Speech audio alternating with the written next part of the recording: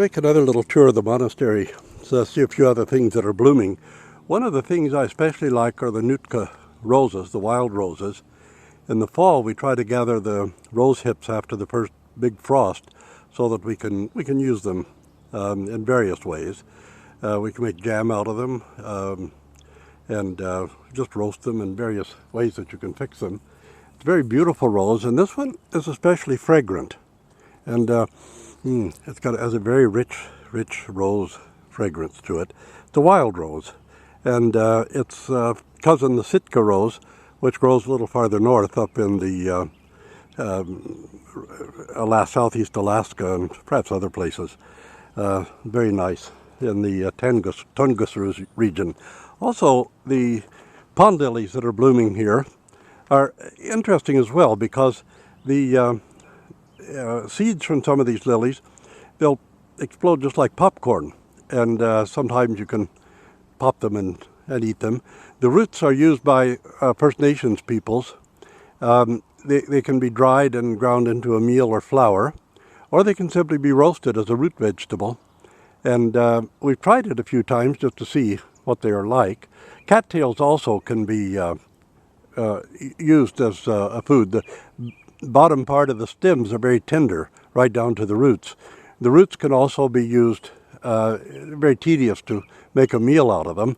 I don't mean a meal like a dinner, but a meal like a flour, a rough flour. You'll also see some of the yellow water irises along the way. They may be a little far away to really see, but they're very attractive iris, and they be blooming for another month off and on. I can't get really close to them because of the grass and the water, but anyway, you can get something of a view of them. The other thing I wanted to look at, we'll wander up this way, up toward the cemetery first, and see another sort of light pink rhododendron blooming on the edge of the lawn. It's doesn't have much color. It's not as showy as, say, the more pink and rose-colored rhododendrons, but it's very delicate and attractive.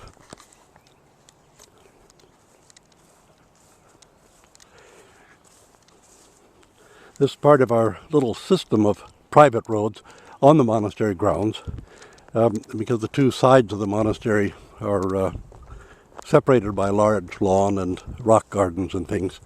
But I wanted to go up and look at the lupins that are blooming. They're a special favorite of mine. In the prairies you have the smaller lupins, and in the Rocky Mountains the Lyle's lupin, which are often called bluebonnets.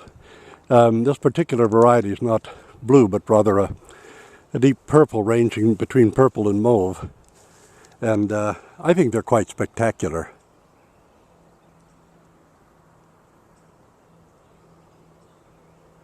In the back is Mexican mock orange, which is just coming to the end of its blooms, actually, and forming seed pods.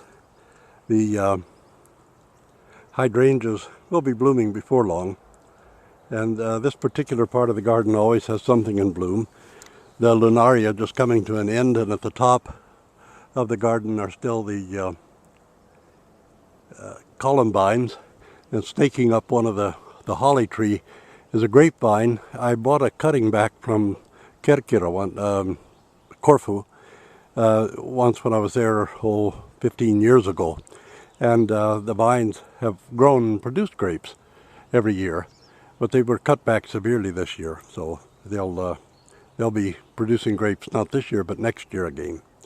So this is just a brief little tour to see what's blooming at which time in the garden.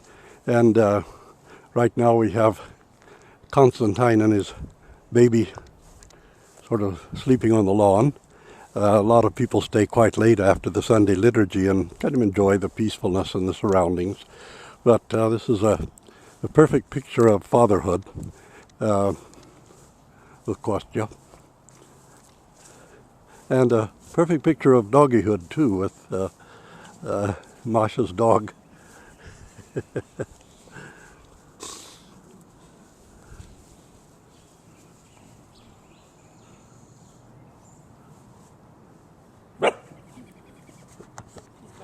The dog wants me to play soccer with him, that's why he's barking.